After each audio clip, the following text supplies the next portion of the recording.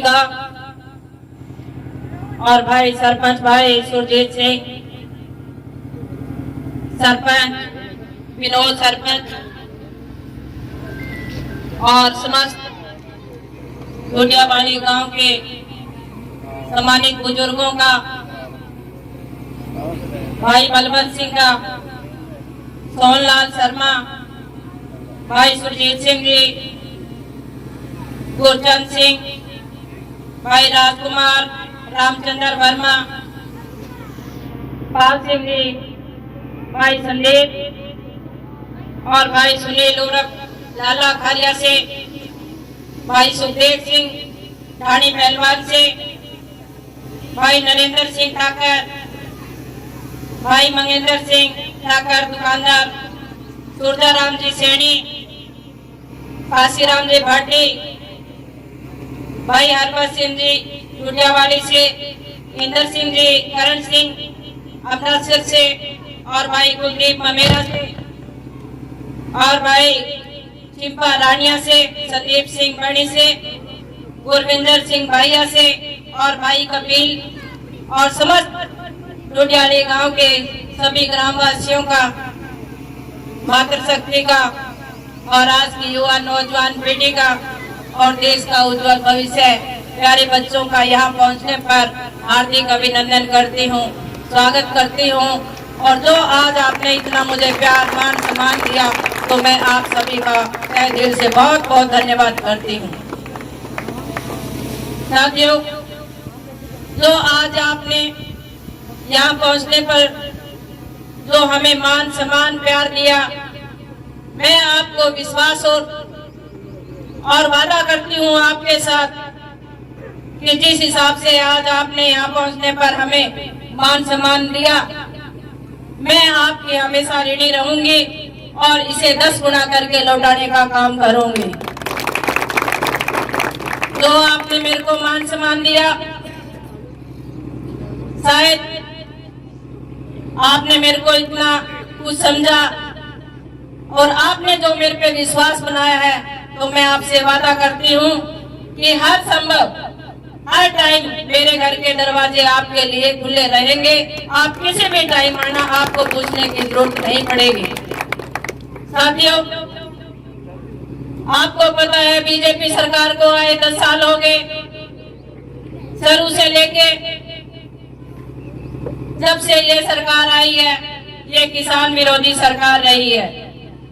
इस सरकार ने ऐसा कोई वर्ग नहीं छोड़ा जो इस सरकार के खिलाफ धरने पे ना बैठा हो, चाहे किसान हो, मजदूर हो, कर्मचारी हो, व्यापारी हो, आशा वर्कर बहने हो, और यहाँ तक कि हमारे जो सरपंच भाई थे, वो भी आपने देखे होंगे कि किस तरह इस गंदी सरकार के साथ उन्होंने लड़ने का काम किया। किसानों का आंदोलन चला, जब हमारे भाई किसान जो अपने हक के लिए लड़ने लगे, हकों पे बात आई, तो इस गंदी सरकार ने उन पे भी लाठियां मारने का काम किया था। उसके बाद जब सरपंचों का आंदोलन हुआ, तो इस सरकार ने पहले 50% आरक्षण दिया महिलाओं को, और उसके बाद में आपने देखा होगा कि पंचकुला के अंदर किस तरह बीजेपी सरकार ने उन्हीं महिलाओं पे लाठियां भाजने का काम किया। उसके बाद एक बात और मैं कहना चाहूंगी कि जब इनको सत्ता में आना था, तो इन्होंने ये कहा था कि किसान की आय दुगनी की जाएगी। हमारे किसान भाई बैठे हैं, आज के युवा नौजवान बैठे हैं, मैं आप ही से पूछना चाहती हूँ कि किसान की आय दुगनी कर दी क्या? जो इन्होंने वादा किया था कि 15-15 लाख रुपए आपके खाते में डाले जाएंगे। यहाँ महिला शक्ति बैठी है, मैं इनसे पूछना चाहती हूँ, माताएं बहनों, एक बार हाथ खड़े करके बताओ कि किसी के खाते में 15 लाख आए हैं क्या? हमें पता है, हम सारी जो इनकी कुरीतियां हैं उनसे गुजरे हैं, हमें पता है कि ये सरकार किस नीतियों पे उतरी हुई है।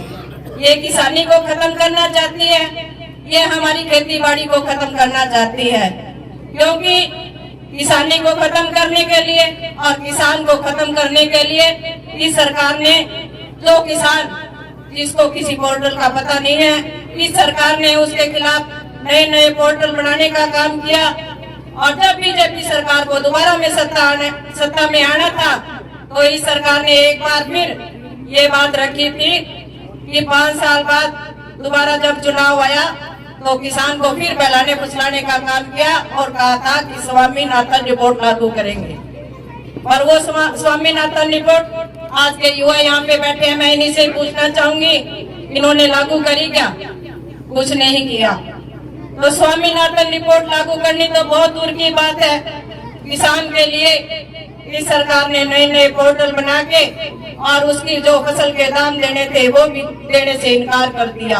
चाहे एमएसपी की बात हो, चाहे किसान की फसल की बात हो, उसके दाम आज नहीं मिल रहे। और जो इस बीजेपी सरकार ने अपने जो खाद्य पदार्थ है, चाहे उसमें अंदर खाद हो, बीज हो, चाहे तेल हो, उसके दाम बढ़ा के हमारे किसान भाइयों को परेशान करने का काम किया है। और दूसरी बात ये कही थी इन्होंने कि युवाओं को रोजगार दिया जाएगा। आज के युवा यहाँ पे खड़े हैं, बैठे भी हैं और इधर देख रहे हैं। मैं इनसे ही पूछना चाहती हूँ कि कौन से युवा है जो उनको नौकरी मिली है? इन्होंने 2 करोड़ नौकरियों का वादा किया था, पर आज जो हमारा युवा है वो बेरोजगार है, किसी के पास नौकरी नहीं है। एक साइड ये अभियान चलाते हैं कि नशा मुक्त अभियान, नशे के खिलाफ अभियान ही चलाना होता तो हो सकता है इनकी मंशा अच्छी होती तो शायद हमारे क्षेत्र के अंदर नशा ना भी आता। सबसे बड़ा हाथ है कि युवाओं को किस तरह कमजोर किया जाए, युवाओं को किस तरह नष्ट किया जाए कि इनकी आने वाली जो पीढ़ी है वो कभी भी कामयाब ना हो। आज जो चिट्टा हमारे क्षेत्र के अंदर बिक रहा है, सबसे बड़ा नशा जो चिट्टा है वो उसकी भागीदारी जो करी है वो बीजेपी सरकार ने करी है और यही सरकार चिट्टा लाने वाली है। तो हमें अब मैं तो आपको यही कहना चाहूंगी, एक और इन्होंने कहा था, एक नारा दिया था कि बेटी बचाओ बेटी पढ़ाओ का।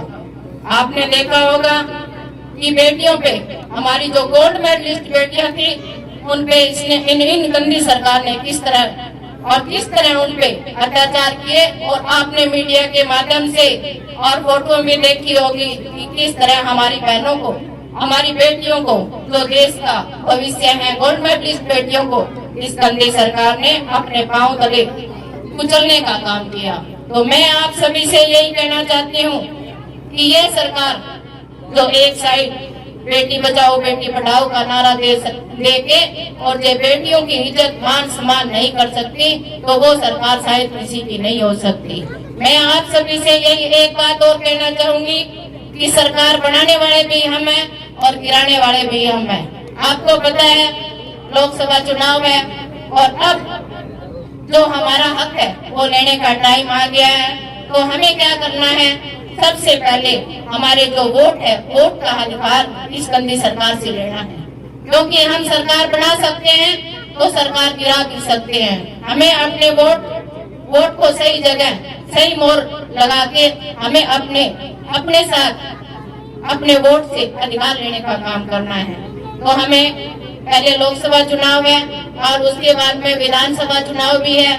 तो मैं सभी युवाओं को एक बात कहना चाहूंगी कि जिस हिसाब से आज आप यहाँ पे इकट्ठे हुए हो, मैं आपको एक बात यही कहूंगी कि आपको घर घर जाना होगा और लोगों को जागरूक करना होगा और जो इस गंदी सरकार ने हमारे साथ और हमारे किसानों के साथ और हमारी बेटियों के साथ जो अत्याचार किए हैं वो उन लोगों को समझाना होगा, क्योंकि हमारे जो लोग हैं वो घोड़े वाले हैं और जब इनको सत्ता में आना होता है तो वो सरकार ऐसा काम करती है कि हमारे जो लोग हैं वो चुप छुपा के वोट देने का काम कर जाते हैं।